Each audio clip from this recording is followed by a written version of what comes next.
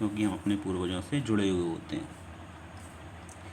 तो यहाँ ये बड़े क्रय दिन के क्रय दिन के बारे में बात कर रहे हैं श्री राधे। आगे क्या होता है, ईश्वरन इसमें आगे जोड़ता है, that night Mahendra enjoy the most delicious dinner and complimented Eswaran on his culinary skills. He seems very pleased but unexpectedly launched into a most garish account involving the supernaturals. तो इस तरह से उस रात को उसने बड़ा ही बेहतरीन स्वादिष्ट खाना खाया और ईश्वरन के उसको जो उसके खाना बनाने की कला थी, जो उसकी खाना बनाने की भोजन बनाने की जो विधि थी, उसे बड़ा ही उसे सराहा, उसे प्रशंसा करी उसके खाने की। ही सीम वेरी प्लीज बट वह बड़ा ही मतलब शांत और खुश नज़र आ रहा था। Unexpectedly launch into a most garish account involving the super natural. लेकिन जब उसने स्पिरिट्स की बात करी, आत्माओं की बात करी, पूर्वजों की बात करी, तो वो सुपर नेचुरल जो हमारी पैरानॉर्मल एक्टिविटीज़ होती हैं उसको सोच के थोड़ा सा क्या हो गया, अनएक्सपेक्टेडली थोड़ा सोचनीय हो गया। You know, sir, the entire factory area we are occupying was once a burial ground. He started. Mahendra was jerked out of the pleasant reverie and he had drifted into after the satisfying meal. I knew on the first day itself when I saw a human skull lying on the path. Even now I come across a number of skulls and bones. Ishwaran continued. तो ईश्वरन आगे बात करता है कि sir Mahendra sir, the entire factory area was occupying was once a burial ground. तो यहाँ बता रहे हैं कि जो जितनी ये फैक्ट्री हम यहाँ काम कर रहे हो सर आप, ये जो फैक्ट्री है ये ब्रूचुअल ग्राउंड थी, मतलब ये क्या कहते हैं, कब्रिस्तान। ठीक है, कब्रिस्तान और ऐसा ही लोग ग्रेव यार्ड कहते हैं। तो ये जो पूरी जगह थी ये कब्रिस्तान और ग्रेव यार्ड थी। क्यों थी? क्योंकि मैं जब भी बाहर खाना वगैरह लेने जाता हूँ, सब्ज़ी वगैरह लेने जाता हूँ, तो मैं देखता हूँ कि पहले दिन मैंने देखा था वहाँ मतलब ह्यूमन की स्कल जो मानव की खोपड़ी थी वो वहीं रास्ते में पड़ी हुई थी। Even now I came across a number of skulls and bones. Ishwar, तो जब भी मैं इधर से आता जाता हूँ तो रास्ते में कुछ ना कुछ मेरे को हड्डी इंसानों की देखने को मिल जाती है, क्योंकि वो क्या था, एक ग्रेवयार्ड था, एक कब्रिस्तान था। तो पता था कि यहाँ किसी को दफनाते थे, किसी को ऐसे ही छोड़ के चले जाते थे, तो उनकी बता रहा है कि वहाँ हड्डियाँ दिखी हैं उसे। He went on the narrate how he sometimes saw ghosts at night.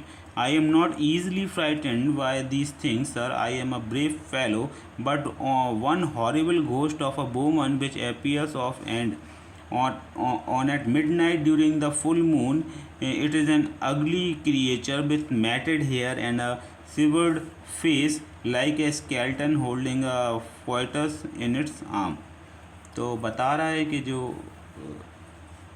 कि इसमें उसे रात्रि में भूत दिखाई देता है। He went on to narrate how he sometimes saw ghost at night. रात्रि में उसे कैसे भूत दिखाई देता है ईश्वरन को, और कहता भी जा रहा है कि I am not easily frightened by these things, मतलब मैं इन भूतों से और जो रात की जो काली शक्ति है इससे डरता तो नहीं हूँ मैं।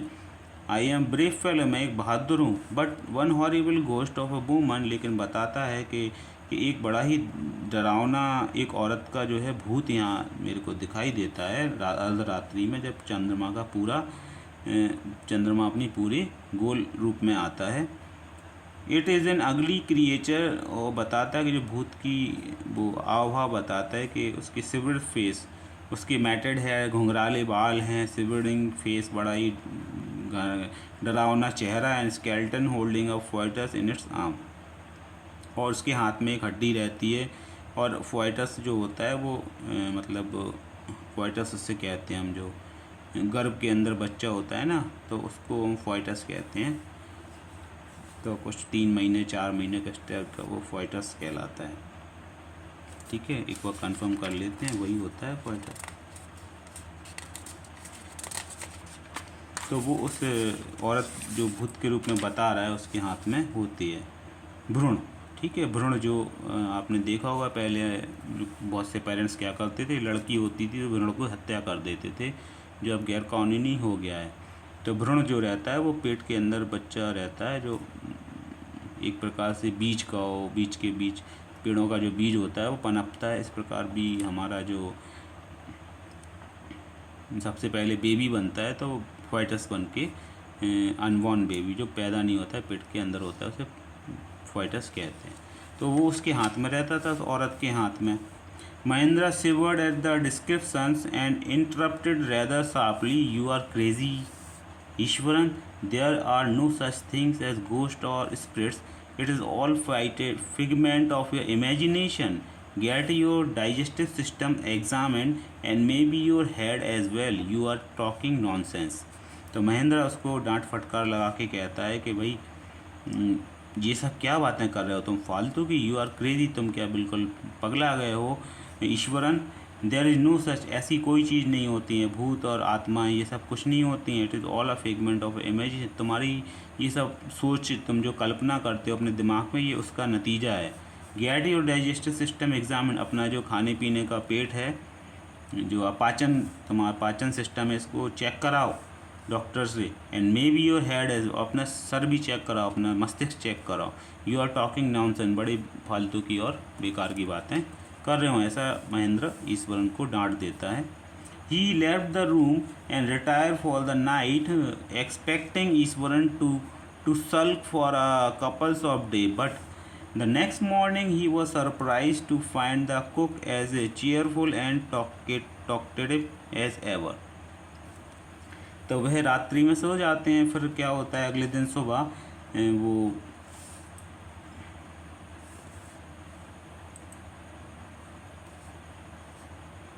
सुबह उठते हैं, फिर वही नाश्ता वगैरह होता है, खाना ले आता है। तो ईश्वर ने बड़ा मुस्कुरा के और बातें करते हुए महेंद्र को वहाँ से जाने को कहता है। From that day on Mahendra, for all his brave talk, went to bed with a certain unease. Every night he peered into the darkness outside through the window next to his bed, trying to make sure that there was no movement of dark shapes in the vicinity, but he could only see a sea of darkness with the twinkling light of the factory miles away. तो उस दिन की जो उसने घटना सुनाई थी आत्माओं की, और जो औरत की बारे में बताया था, औरत का मेरे को भूत दिखाई देता है, उस दिन से ईश्वरन क्या हो गया, थोड़ा सा अलर्ट टाइप का हो गया। और जब भी वो रात में सोने जाता था तो वो अपने खिड़की के बाहर देखता था, उसकी खिड़की के बाहर वो अपने चांद को देखता था। ठीक है, darkness outside through the window next to his bed, trying to make sure that there were no movement of dark shapes in the vicinity. और यह कल्पना करता था कि वहाँ जो खिड़की के बाहर का एरिया है, चांद, और खिड़की चांद को देखता था तो वहाँ कोई डार्क मतलब कोई काला साया तो नहीं दिखाई दे रहा है, जो खाली जगह है, विग्निटी कहती है खाली जगह को। But he could only see a sea of darkness with a twinkling light of the factory miles away. तो उस खिड़की से उसे केवल जो उसकी फैक्ट्री थी, वहाँ से फैक्ट्री में रात में जो बल्ब जलते थे वो उनकी चमकन दिखाई देती थी, बाकी उसे कुछ दिखाई नहीं देता था। He had always liked to admire the milk white landscape on full moon night, but after hearing Ishwaran's story of the female ghost, he avoided looking out of his window altogether when the moon was full. तो इस तरह से वो खिड़की के बाहर देखता रहता, लेकिन जब ईश्वरन से उसने उस भूत औरत के बारे में सुना तो वो उसने बाहर देखना, खिड़की से बाहर देखना उसे कम कर दिया। ठीक है, एवॉइड करने लगा, मतलब जब भी खिड़की की तरफ वो देखता था या नज़र जाती थी उसकी, तो वहाँ से अपना ये नज़र हटा के खिड़की की तरफ नहीं देखता था, क्योंकि उसे डर बना रहता था कि जो खिड़की के बाहर है शायद कोई काला साया ना दिख जाए मेरे को, वो औरत ना दिख जाए, इसलिए वो नहीं देखता था। One night Mahendra was woken up from his sleep by a low move close to his window. At first he put it down to a cat prowling around for mice, but the sound was too guttural for a cat. He rested and curiosity to look out lest he should behold a sight which would stop his heart, but the wailing became louder and less feline. He could not resist the temptation any more.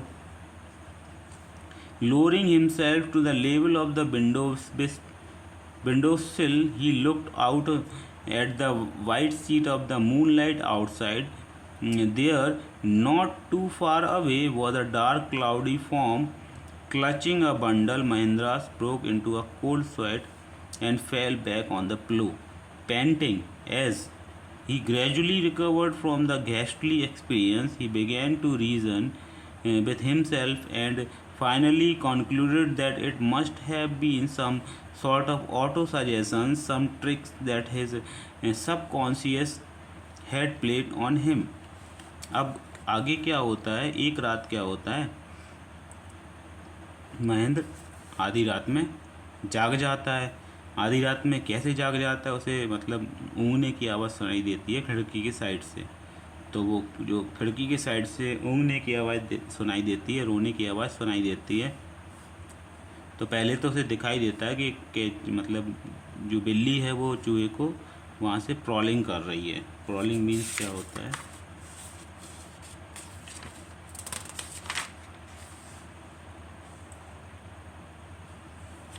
तो उसे एक बिल्ली दिखाई देती है जो चूहे के शिकार के लिए इधर उधर घूम रही थी। But the sound was too grated for a cat. तो वो जो आवाज़ थी वो बिल्ली से भी थोड़ी खतरनाक टाइप की थी, डरावनी टाइप की थी। He resisted the curiosity to look out the lest and should behold a sight which would stop his heart. तो उसने जैसे तैसे प्रयास किया खिड़की से बाहर देखने का, तो उसकी क्या हो गई, सुट्टी पुट्टी गुम हो गई। बड़ा डर सा गया महेंद्रा। तो उसका जो दिल था वो बहुत ज़ोर से धड़कने लगा और रुकने भी लगा। ठीक है राधे, इतना आ गया समझ में। तो इस तरह से उसने खिड़की के बाहर जैसे तैसे हिम्मत करके देखा। He should behold a sight which would stop his heart, but the wailing became louder and less feline. He could not resist the temptation anymore. तो धीरे धीरे उसकी जो रुंदन था, रात्रि का रोना था उस औरत का, भूतिया औरत का, वो धीरे धीरे बढ़ता जा रहा था और ईश महेंद्रा की हालत ख़राब होती जा रही थी। बड़ा ही उसके अंदर भय होता जा रहा था, डरता जा रहा था। Lowering himself to the level of window sill, he looked out at the white sheet of moonlight outside. There, not too far away, was a dark, cloudy form clutching a bundle. Mahendra broke into a cold sweat. तो उसे वहाँ से एक सफ़ेद साया दिखाई दिया जो उसी औरत का था, जो अपने हाथ में पोइटस लिए थी, घुंघराले बाल थे। ठीक है, उसका चेहरा बड़ा डरावना था। He gradually recovered from the ghastly experience. He began to reason with himself and finally concluded that it must have been some sort of auto-suggestion, some trick that is subconscious। लेकिन बाद में वो अपने आप को समझाने लगा कि नहीं, जो मुझे औरत दिखाई दे रही है ये मेरी एक कोरी कल्पना है, ये मेरे सबकॉन्शियस, जो हमारे दिमाग में एक पार्ट होता है सबकॉन्शियस, ये मेरे को वो दृश्य बना के दिखा रहा है। ये सब नहीं है, ये सब गलत है। ऐसा वो अपने आप को धीरे धीरे तसल्ली देने लगा। By the time he had got up in the morning, had a bath and come out to have his breakfast, the horror of previous night has faded from his memory. Ishwaran greeted him at the door with his lunch packed and his bag. Just as Mahendra was stepped out, Ishwaran grinned and said, "Sir, remember the other day when I was telling you about the female ghost with a fetus in its arms? You were so angry with me for imagining things. Well, you saw her yourself last night. I came running hearing the sound of moaning that was coming from your room. A child went." तो जब वो अगले दिन उठ जाता है महेंद्रा और सुबह तैयार होके नाश्ता करके जब फैक्ट्री जाने लगता है, तो ईश्वरन उसको उस रात के बारे में याद दिलाता है कि सर, आपने क्या वो रात देखी थी उस दिन, वो औरत, जो भूत वाली औरत क्या दिखाई थी आपको? तो महेंद्रा कहता है नहीं, मुझे ऐसा कुछ दिखाई नहीं दिया, जाओ इधर से। लेकिन ईश्वरन कहता है नहीं सर, आपको दिखाई दी थी, मुझे भी वो आवाज़ सुनाई दी थी जो रात में औरत की रोने की आवाज़ आती है, और आप भी बहुत डर रहे थे, आपकी मैंने मतलब सुनाई दिया, मेरे को समझ में आया। Sir, remember the other day I was telling you about the female ghost with the fetus in its arm? You were so angry with me for imagining things. तो ईश्वरन कहता है आप उस दिन तो मुझे बहुत डरा रहे थे सर, कि ऐसा कुछ नहीं होता है, आत्मा है, भूत वगैरह कुछ नहीं होता है। लेकिन उस दिन तो आप उस रात में आपके कमरे से आवाज़ें आ रही थी बड़े वैसी डरावनी टाइप की। Well you saw her your self last night, कि आपने सच्ची में या निश्चित तौर से उसी को देखा है। I came running hearing the sound moaning that was coming from your room, मतलब मैंने रात्रि में मोर्निंग करने की आवाज़ सुनाई दी थी आपके कमरे से। A chill went down Mahendra spine, तो जैसे ही उसने ईश्वरन ने ये सब उसके रात के बारे में पूछा महेंद्रा से, तो वो बड़ा भयभीत हो गया महेंद्रा, पूरा इसका शरीर ठंडा पड़ गया। He did not waste of Ishwaran to complete his sentence, he hurried away to the office and handed in his papers resolving to leave the haunted place that very next day. जिस तरह से वो जल्दी से अपने ऑफिस गया, ईश्वरन से कहा चुप हो जाओ, ज़्यादा उसे नहीं बोलने दिया और गया अपनी फैक्ट्री में। वहाँ जाकर उसने पेपर सबमिट कर दी, रिज़ाइन कर दिया वहाँ से, वो नौकरी वहाँ से छोड़ दी। And leave the haunted place that very next day, और वो जो बता रहा था कि हाँ भाई फैक्ट्री पर कब्रिस्तान था पहले, तो वो बड़ी डरावनी जगह थी, उस जगह को उसने इस तरह से छोड़ दिया। तो ये एक पूरा लेसन है जिसमें एक महेंद्र नाम का बंदा है, ईश्वरन का कुक है, तो वो नई नई कहानियाँ सुनाता है। एक बार जब वो उसे कहानी सुनाता है बड़ी डरावनी वाली, वो उसे रात में महसूस होती है, तो वो रात उसे बड़ा ही डरा देती है इस तरह से, तो वो फैक्ट्री को छोड़ने का निश्चय कर लेता है, वो नौकरी छोड़ देता है। इस तरह से ईश्वरन द स्टोरी टेलर ये कहानी है। उम्मीद है आपको समझ में आई होगी पूरी। ठीक है, तो इसका क्वेश्चन आंसर वगैरह भी आप रीड कर लिएगा, समझ लिएगा। कोई कमेंट हो तो बताइएगा, मैं आपकी हेल्प करूँगा। Till then okay, bye bye, Radhe Shri Radhe.